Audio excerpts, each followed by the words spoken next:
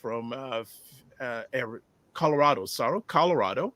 People naturally vote or support their own interests in order to improve their station in life. Wayne also says blacks from the West Indies have been here for years, i.e., black porters, domestics, etc. His parents came in 1963. And JJ Marr says most black people naturally will start off politically as liberal. So we've got Michael back. There we go. There's Michael. We got you back, sir? Okay. Can you hear us, Michael? Okay, I think we're having some. Okay, can you guys hear me? Now we got you. I had to disconnect it. It cut me off, so I disconnected and rejoined. All right, fantastic. We're happy, and just out of respect, how much time do you comfortably have for us? Because I know I didn't know where you're going to be chiming in from, because I got some information you're going to be on the West Coast, you're going to be here. So yeah, I'm actually going out to Vancouver today. That's what I meant. Exactly. Yeah. Wow. Your intelligence is reaching far. Well, there's an announcement coming up from the federal minister. Wow, you're good. You're good. Okay. Okay. We're just hanging out. We're just hanging out. But comfortably, how much time do you have available for us? I booked an hour, if that's okay. So another half an hour. So it's up to you. We got another half an hour left. Fantastic. So I want to jump in and ask. You have been now 30 years in politics at local, provincial, and now federal level in this country. What's that been like? Yeah, so it's been 20 years. I've been involved in politics for about 30, but 20 years being elected. It's it's been interesting. When you're a school board trustee, other politicians, and if there's a forest of politicians, when you're a trustee, you're like the mushroom, and that's not mean to insult. It's just you don't have resources. People don't take you as you got to do everything yourself. You don't have the budget, resources, all that kind of stuff. So you learn to do things yourself. Mm-hmm. You learn to get things done. You've got a bit of help. Don't get me wrong, but you're not walking around with an entourage of people around you. You're not being driven places.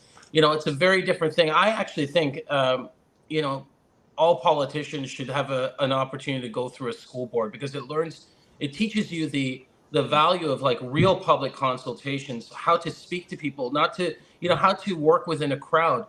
So that was probably one of my favorite times in politics, being at the school board, because you're on the ground helping folks directly. And I honestly think it's probably one of the most valuable elected positions that we can have at school boards when it's done properly.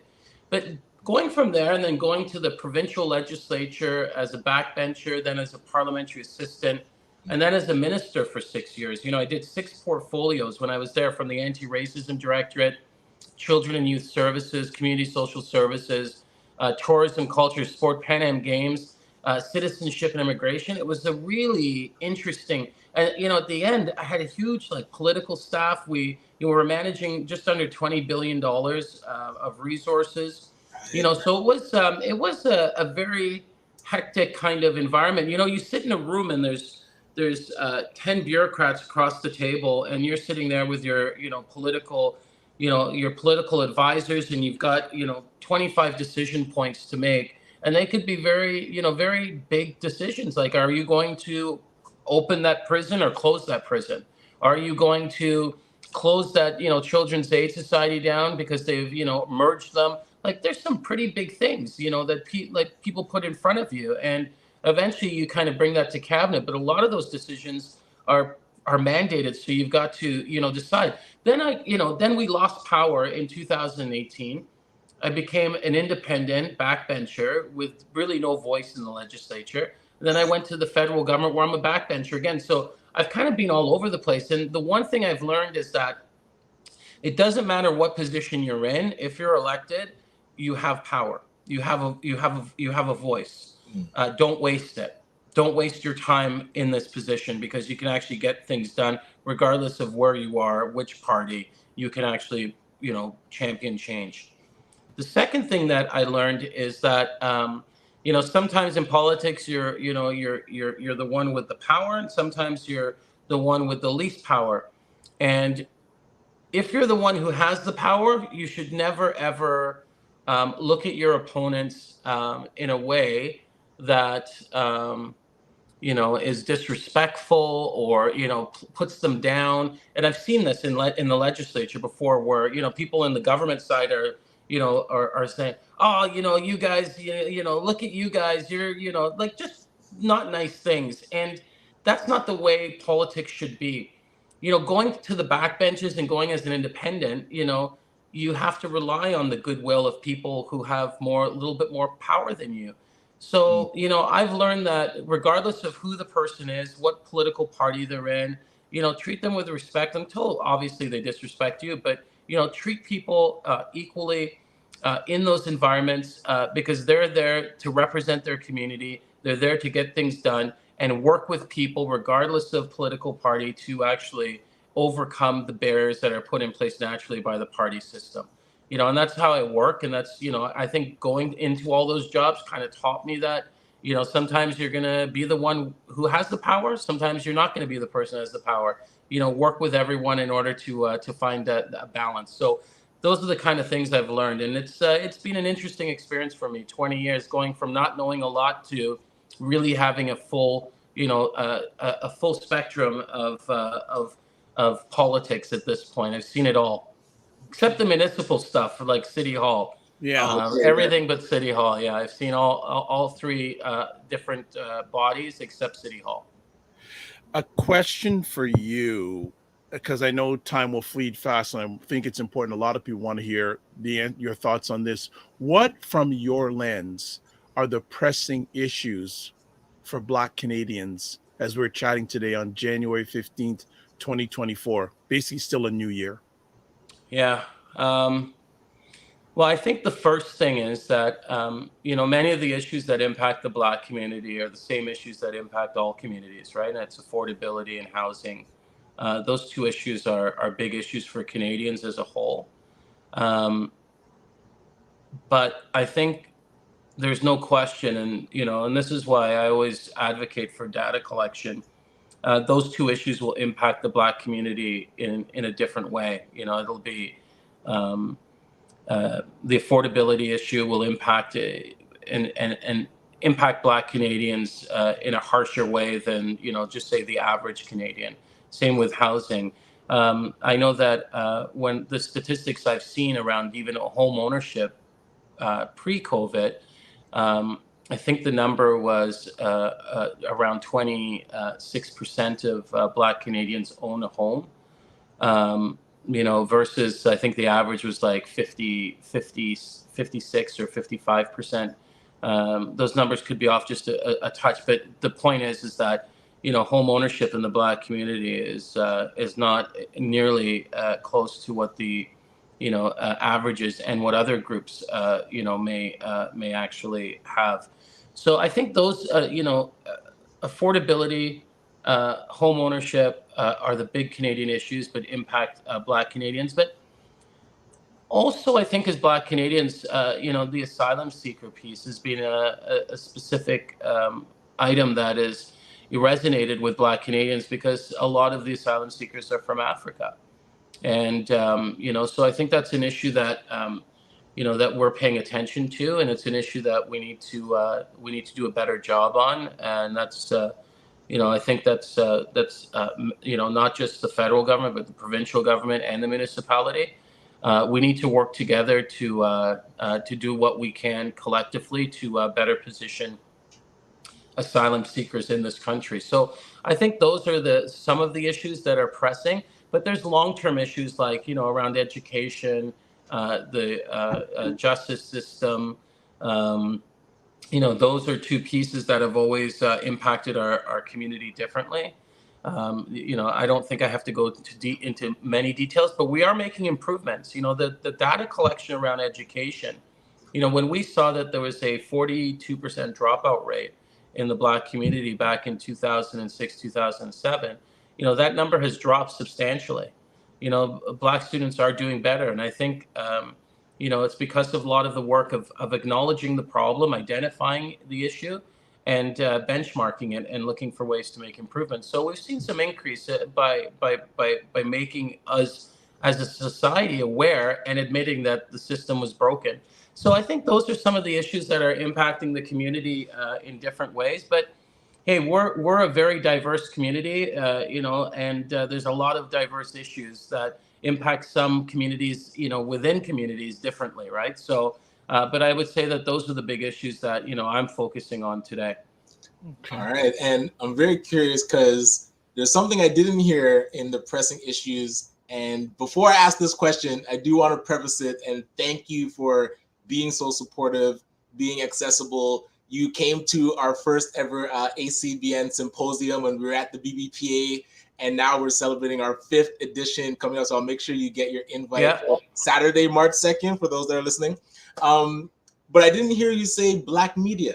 And I remember we were at the parliamentary meeting at Afro Global, and they mentioned that Black media was going to start getting support from the federal government, and this was the Black Parliamentary Caucus mentioning it. So 2 questions. One, what updates could you give on support that would come to Black media? But also, what can we do to keep this this topic front of mind and actually get things moving?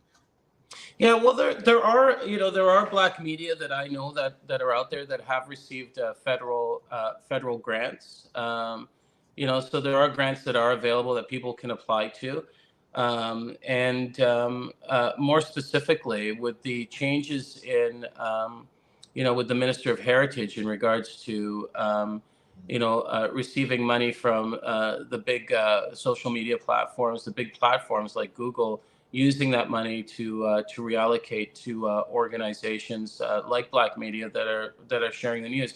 But I agree that it's it's when you look at Black media in Toronto, Ontario, and across the province, they do struggle.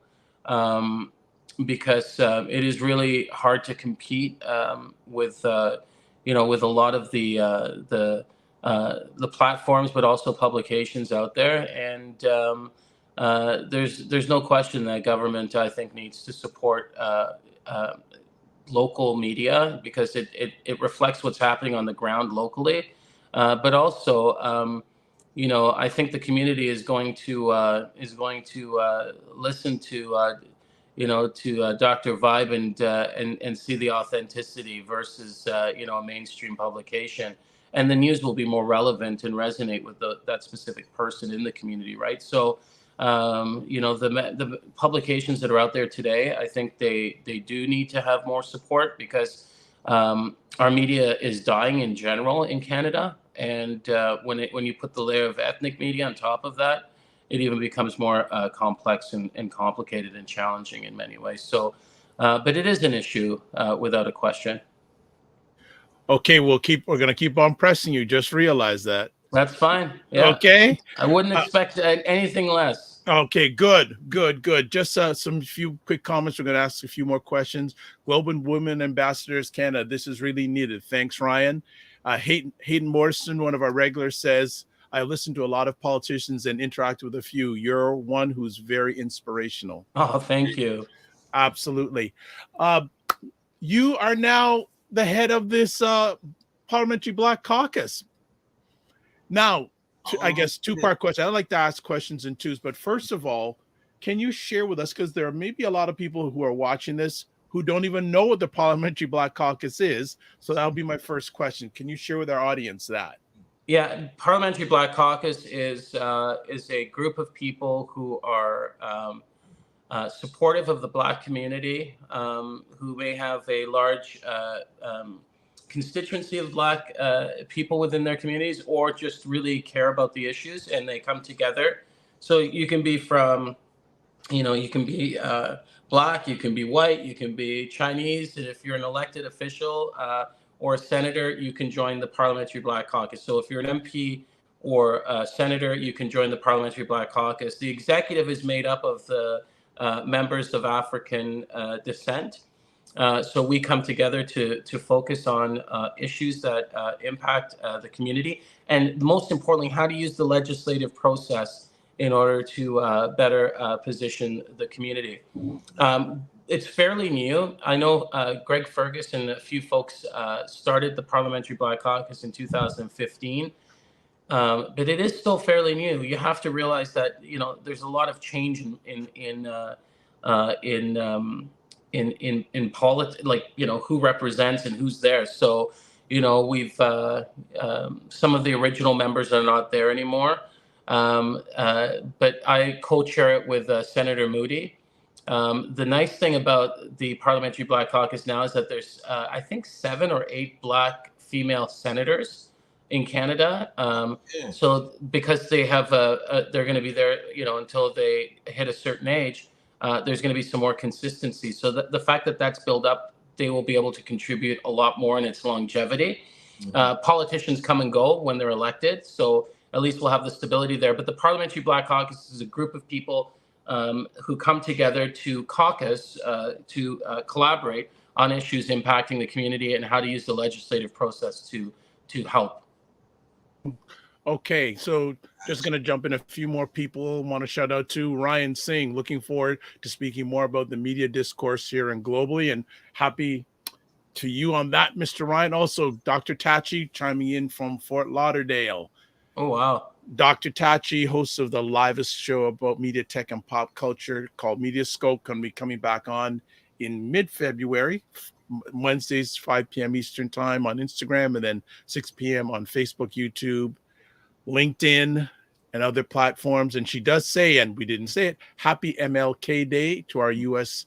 viewers. This is celebrating the great Martin Luther King. So that's go ahead, Brian. Well, speaking of U.S., I know you were able to put together, I don't know if you'd call it, was it a trade mission or just a trip down to... A delegation, I would say, yeah. Right, down to the United States. And I was curious what came out of that, like what types of opportunities should we be looking out for as we're right next door, yet I don't feel like definitely the Black business community doesn't tap into those types of opportunities in the U.S. So I was curious how that trip was and what you learned from what opportunities are coming out.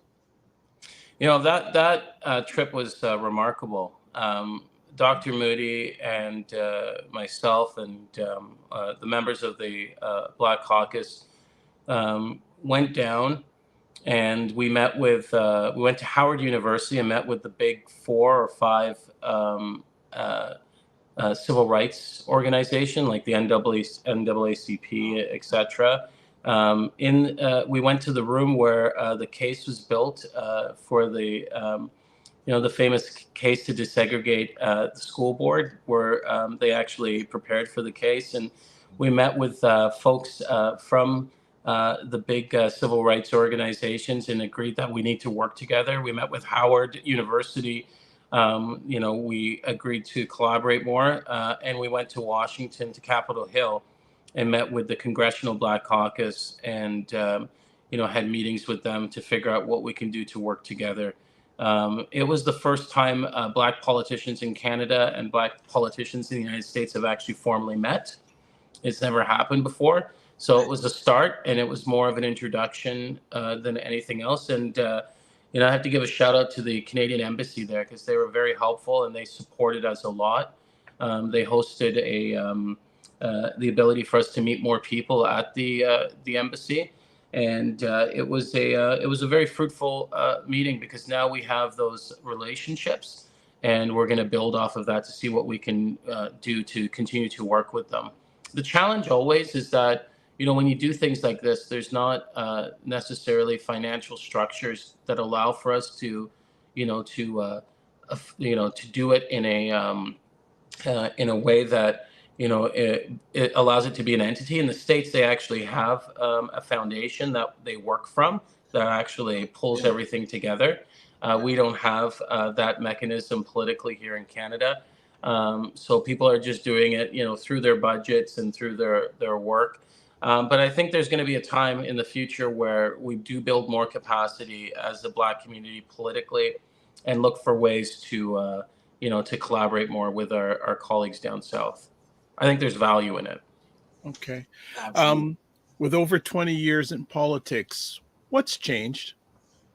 It's interesting. Since the last 5 years, politics has really changed. You know, even the way people interact. I think social media has drastically shifted politics, where, you know, there's a lot of misinformation, disinformation that's out there now. People, you know, believe things, you know, and there's because their sources are different. Um, you know, I have people who call me, and you know, the things that they say to me around conspiracy theories, and, you know, what they think's going on, you know, with the federal government or provincial government. You know, some of it's just it's unbelievable that people, you know, believe this stuff.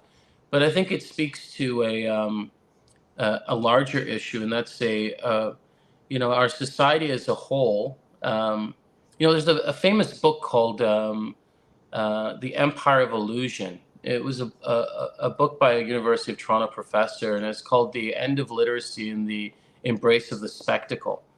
And it was probably about 8 years old, 9 years old, but it talks a lot about how, you know, the things around us today, how they're built, you know, in an artificial kind of way, you know, even relationships, right? How we speak to each other. And then to top it off, COVID came, and a lot of our young people now, you know, the way we socialize with each other has shifted. Right. Yes. You know, so I think the challenges are out there. Like, people are, you know, our mental health issues are on the rise, like challenges for people. Affordability has shifted. You know, the dream of home ownership, the Canadian dream has shifted. I think there are a lot of people out there today that are not as optimistic in the future as they, you know, as they are as they were maybe 15 years ago, which is so I think that's changed the belief that the system can actually help you. You know, I've noticed, just, you know, the social media stuff. Like, I go through my Instagram, I've noticed that, like, you know, and for no reason, like, you know, some weird stuff comes up, like morbid stuff. And I'm always like getting rid of it. I'm like, why are they showing me this picture of a guy, you know, with a gun who's, you know, shooter does this? Like, why are you showing me this stuff, right? Yeah, the And algorithm, man, you get locked. yeah, the algorithm, and it's like normalizing violence. Like, and I have to keep removing that, you know, that line in order to fix the algorithm. But I mean, our kids are not doing that. They're just going through. And they're getting pulled in directions, and at the end of the day, you believe a fringe idea that may not necessarily resonate with the health and well-being of society as a whole. And I think it's our job as politicians, but, you know, also as community leaders, like the both of you are, you know, to really look for ways to keep people optimistic, to have people believe that, you know, we can, you know, build a better tomorrow. Like, those things are not just corny. It's not corny rhetoric. This is, you know, we can build a future that's beautiful. You know, this country has afforded us with everything we need to build a wonderful place, and we need to get past the, you know, the challenges we have in front of us. You know, people with $2 million mortgages, you know, going up to 7%. That's a big challenge. But you know, remember that you know, that this country is full of opportunities, and I don't think you should not allow yourself to come into a frame of mind that, you know, is pessimistic versus optimistic, where you believe you know, in a world that is cruel versus a world that's beautiful. If you want to be beautiful, do beautiful things. You know, you know, it's an important thing. So I know my answers are very, very long, Dr. Vibe, and I apologize, but I think that question is such an important question, because the world has changed. And it's our job as leaders in the community to keep sharing positive, you know, pieces of information, and have people believe in the narrative that, you know, Canada remains one of the greatest places in the world to live, and opportunities out there. You just have to go and find it. And I'm very curious, because you say how the world has changed. I want you to take off your political hat for a sec, but keep all the experience. And now, as us, we're talking about scrolling through Instagram, and I came across going to buyblacks.com, their Instagram, and it says this content can't be viewed in Canada. So now, as a person that is seeing newspapers that have been around for, I think Pride is closed down, Share is either closed down or about to, what would you, as a citizen, seeing Black media not really getting the support that it needs, what would you do to engage government to get the resources or to start the advocacy to get these things shifted so that we see Pride and Share become stuff like the Toronto Star and become like the Sun and have longevity? And yes, I do know as the owner, we have to think of succession planning and we have to do our part, but what could we do as citizens to really engage with government to make get those pressing issues start to see some momentum and resolve? Government. So I'm going to remove my government hat, Oh, like you said. okay. So I'm going to remove that. Okay, And I'm gonna we didn't want to. Okay, all right. Okay. Cannot be used for political ads.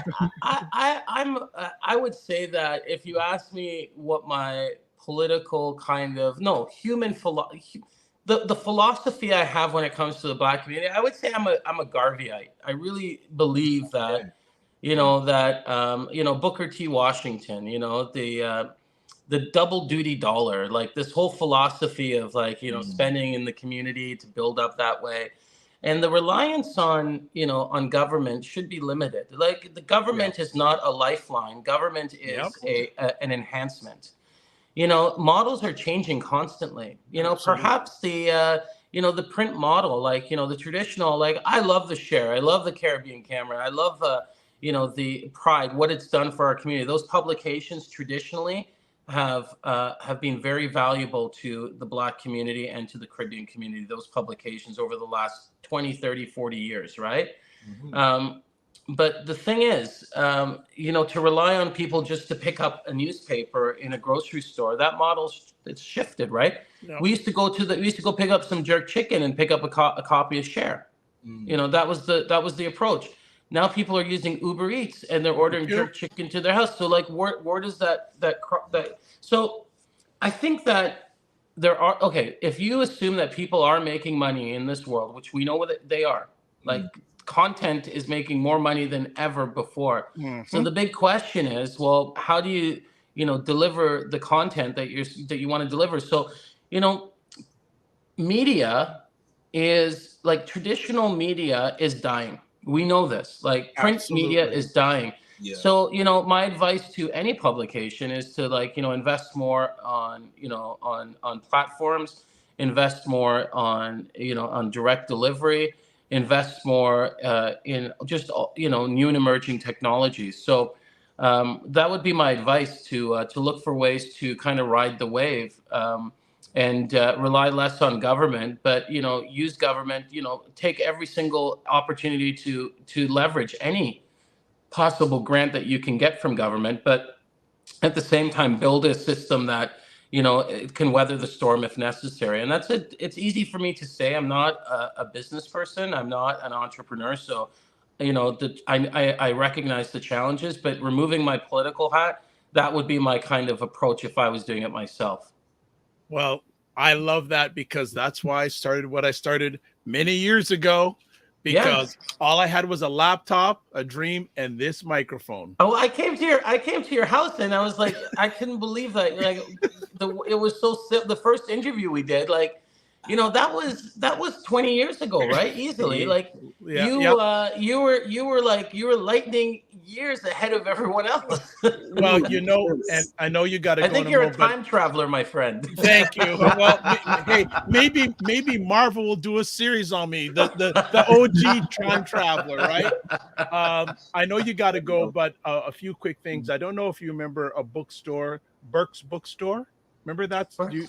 They were in downtown Toronto many years ago, and I remember they're great stalwarts in the Black community, as far as I'm concerned. Yes, I remember. Yes, Sam and Rita Burke, and that's another conversation. The lack of Black bookstores in this country. That's a whole other conversation. Yeah, but I remember 15, 20 years ago saying, Sam and Rita, there's going to be a day you're going to be able to do video calls through their phone. And they were telling me, you're crazy, you're out of your mind and all this. And about a year ago, Mrs. Burke called me and said, Dr. Vibe, I have You to are give a it to time you. traveler. Right?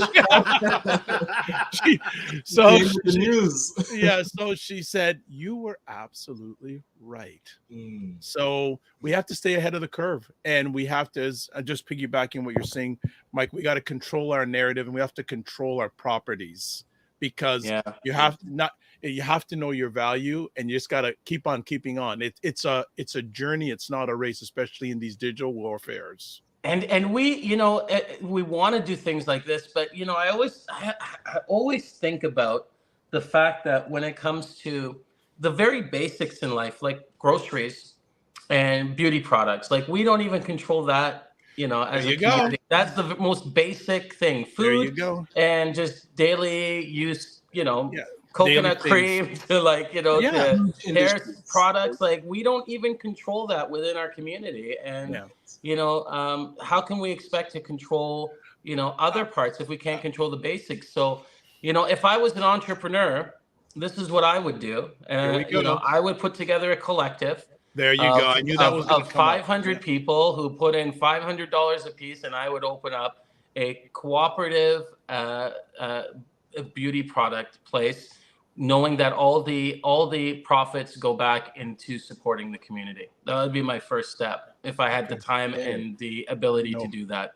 And Ryan, I can see Ryan's thinking about it. So I'll put in my $500 when you're ready. Hey, what about a Black Media Collective?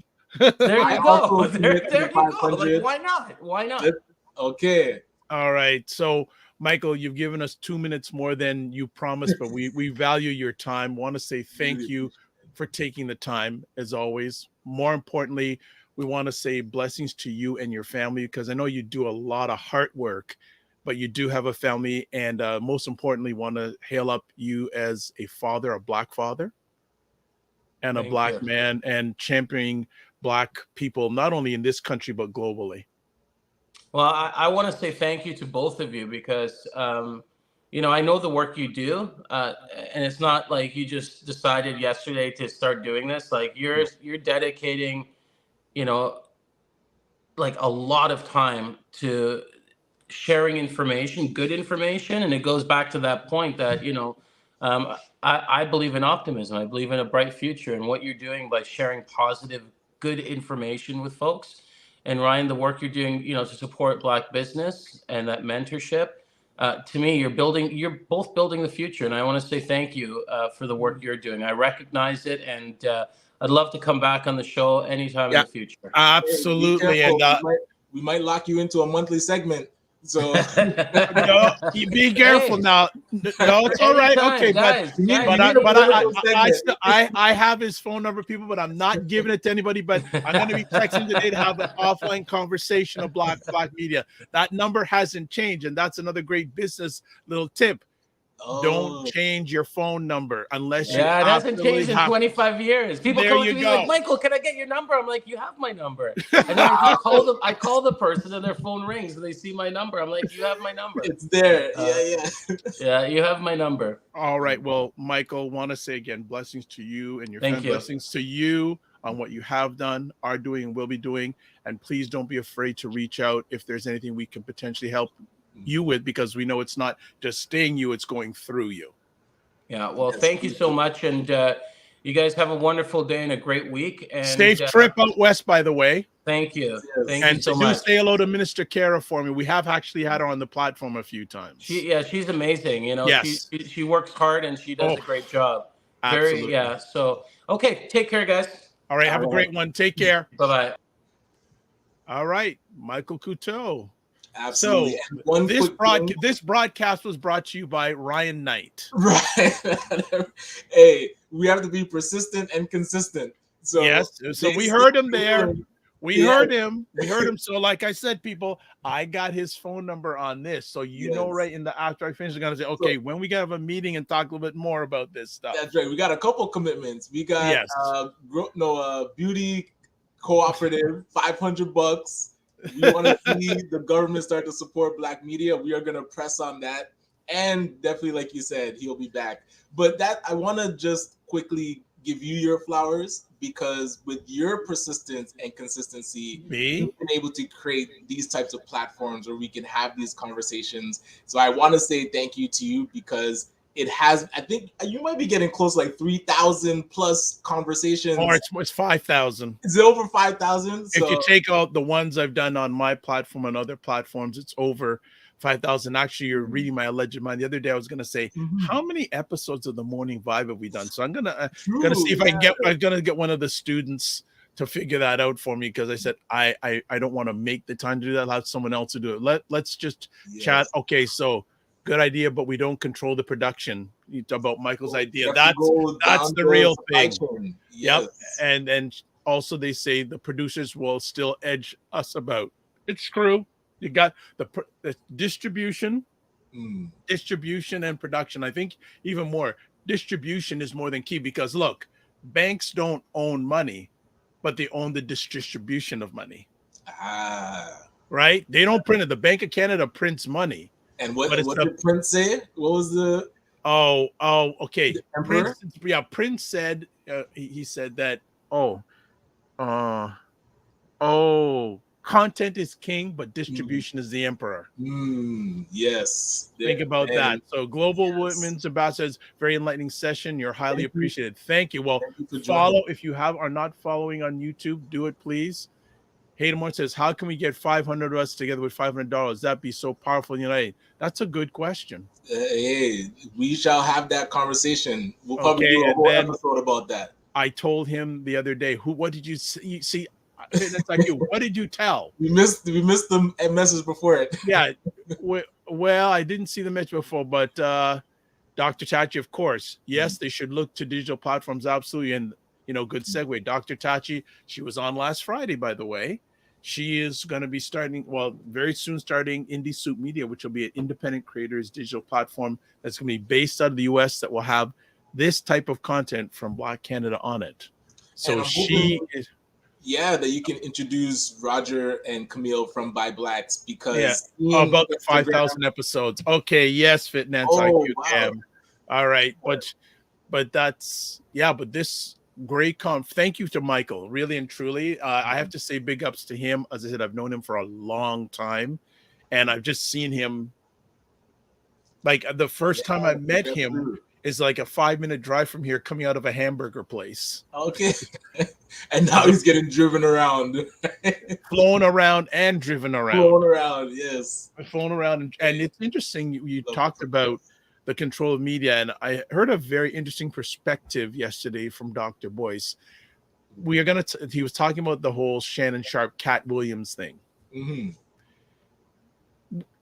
Little question he had, he said, it has now over at least 40 to 50 million views. Definitely past 40, yeah. But interesting enough, do you wonder controlling of the algorithm has made that so big?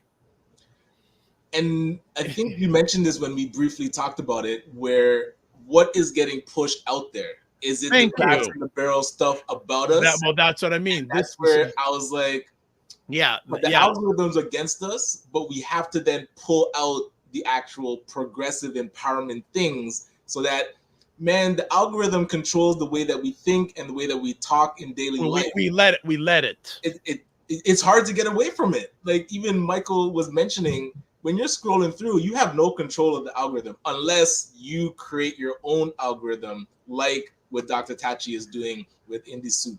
So and that's where I was saying, if you can introduce Roger to them, because By Blacks should be in that space. Yes, you have your website, but seeing how Instagram, Facebook, Google almost did it as well, can just block your content, and you have thousands and thousands of followers and subscribers that now cannot see what you're producing. If you're not owning that distribution, like I said, the emperor rules all. So you have the content, but if you can't get it to the people, you're stuck.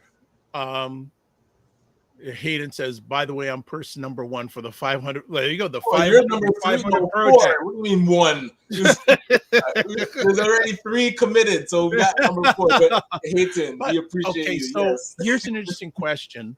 I saw this scrolling through my Instagram timeline. Is there is it a over the top platform. And Dr. Tachi, if you're still here, is it Tubi? Is it Tubi? Is it called? So Roland Martin did an interesting piece about Tubi and who Yes. owns it. So if you don't know and you've been watching all this black content on this Tubi, it is owned by, oh my gosh, Fox. Rupert Murdoch. And he gave an interesting take on how the Fox television station was built up through black content. And then they've been able to now create Fox News, get the NFL, and dismiss the black content. But now they're back again because our eyeballs are so powerful. We don't realize how collectively powerful we are. Yeah, and the thing is, so here's so Fox is the same company that provides money for the Republican Party of the United States to do anti-voter legislation, a lot of things that are anti-black. Fox provides money to the Republican Party to, for lack of a better, shut us down. It goes deep. So as we always say, it all goes back to follow the money. It's all money-based, people. Yes. It's all money-based. So let me just say, Roger says, hey, Ranks, for hiding the issue that Canadian houses are phasing. Absolutely. Yes. Absolutely. And Dr. Tachi says it's Fox owned, hence Disney owned. So there you go. And people think Disney are left, sort of center left. No. So yeah, absolutely.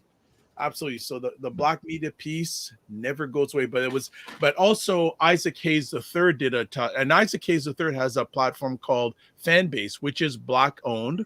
Right. And you can also put yourself as a creator and monetize on that platform also.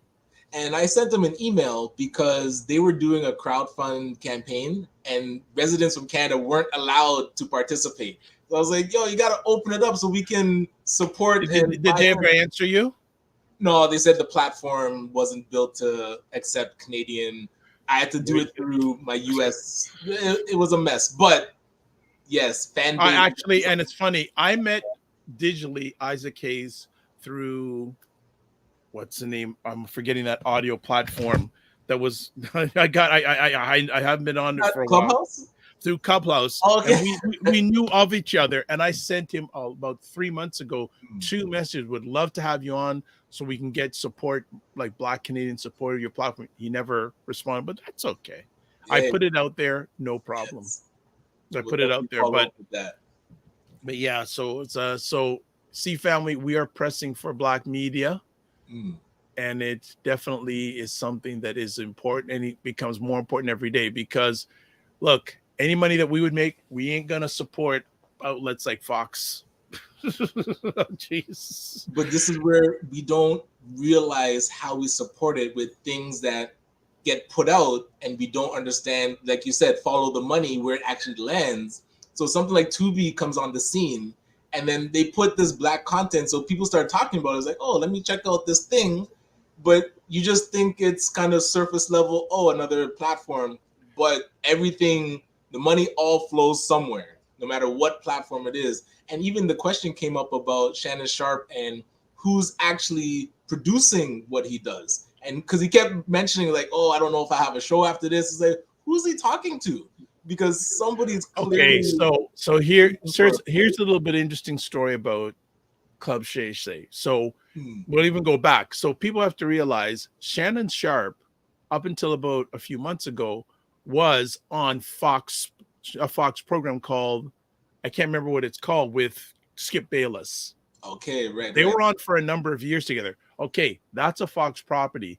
So him and Skip had a fallout. He now goes to ESPN, but Club Shay Shay was founded while he was still with Fox. So if I understand correctly, and Dr. Taj is here, so you can correct me, Club Shay Shay, when it was founded, was a joint venture between Shannon Sharpe and Fox. Now, when he left, Fox no longer had any, I think, interest ownership-wise in Club Shay Shay. But then right out of the box, he signed a deal with a gentleman named Colin Cowherd. Now, a lot of people may not know that word, but he's one of the most powerful sports media people out there. He has a show 3 hours every day, Monday to Friday on Fox. Here's what people need to realize, and what Shannon Sharpe is doing, what a lot of major content creators are doing now. Yeah, they have their network gig, but they also have their own gig outside of that. Now, Shannon Sharpe then signed a distribution deal with, is it called, I can't remember the name of the platform, but Colin Cowherd has his own podcast platform with content creators. Shannon signed a distribution deal with Colin Cowherd for Club Shay Shay. Gotcha. Stephen A. People may know the name Stephen A. Smith. Big, highest paid person on ESP, one of the highest sports media people paid in North America. He's on every Monday to Friday on something called First Take. He took Shannon Sharpe, put him on First Take. They're on 2 days a week. But Shannon Sharpe has his own podcast outside of what he does with ESPN. And the language he uses on it sometimes, it ain't general language. Jeez. But see, yeah, you see, there's Dr. Tachi. Yes, our Club Shay Shay was a Fox Sports podcast initially. So thank you. Right. But so this is what we have to do. Sure, you can have your prime gig, but see what they're doing? They're creating their own entities saying, hey, if this doesn't work out, I got my other. And Club Shay Shay has, look, think about it. Shannon Sharpe was smart, because what he did is, all those people who are Club Shay Shay fans, guess where they're going to watch Shannon on Monday and on Tuesday mornings? They're going to go to ESPN and watch Shannon Sharpe there. Advertising revenue goes like this for ESPN. It's going through the roof, right? Gone through the roof. So, getting back initially, you got to question, why did the algorithm give so much exposure to that Cat Williams and Shannon Sharpe episode, where other things that I think are more valuable, that are not beef centric, don't get the algorithm going. And that we almost would bet that the algorithm is not controlled by people like us. I'm not saying, I'm just saying. Yes. Right. So Sean McIntyre says it's technically feasible for us to bring our own Black centric. It is technology feasible. What's the prevention? Yes, well, we have to follow the blueprint what Dr. Tachi's doing. We have to follow the blueprint what Dr. Boyce Watkins doing.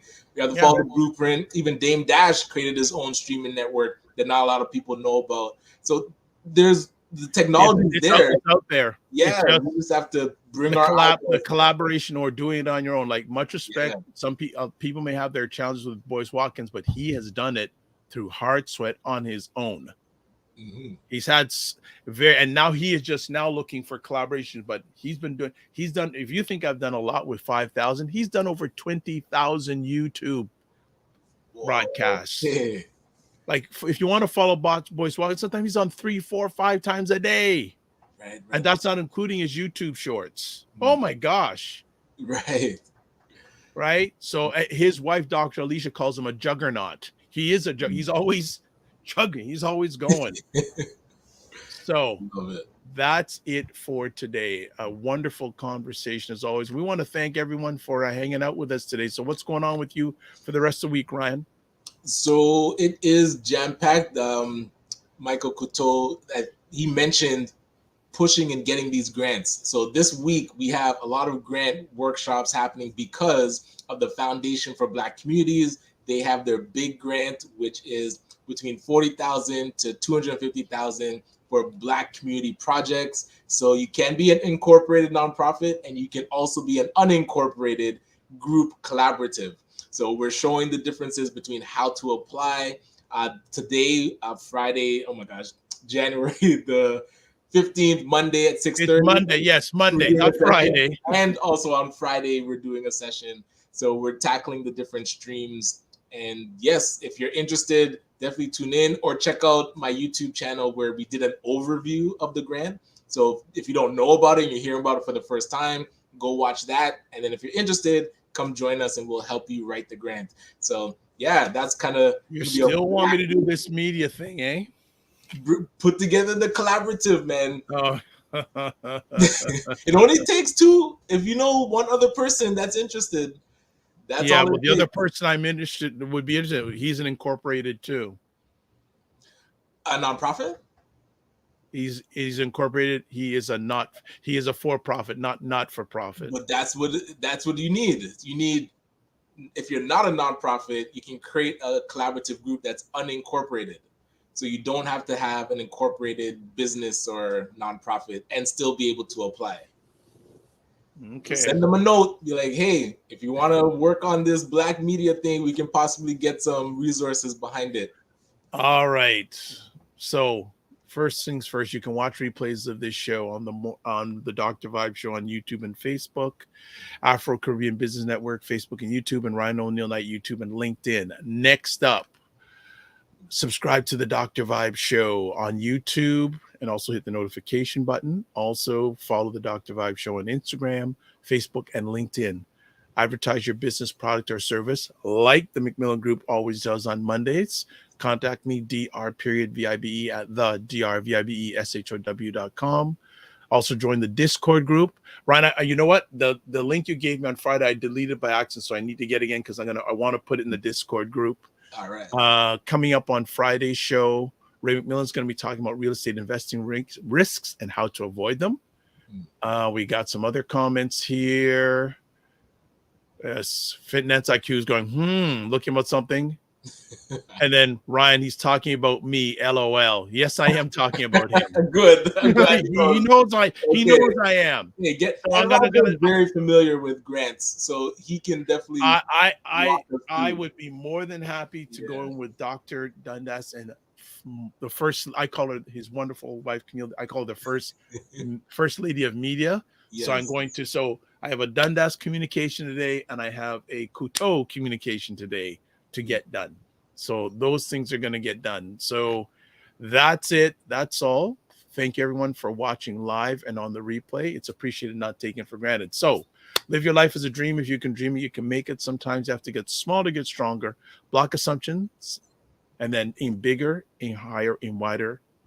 And then also don't just manage your time and better. Yes, better. Thank you. Thank you, my mentor. And then just don't manage your time, manage your energy, and remember to give yourselves grace. We will see you on Friday with Ray McMillan, and in between, join the Discord group and keep abreast because we making things happen and we're moving forward. God bless, peace to all, keep the faith, and walk good.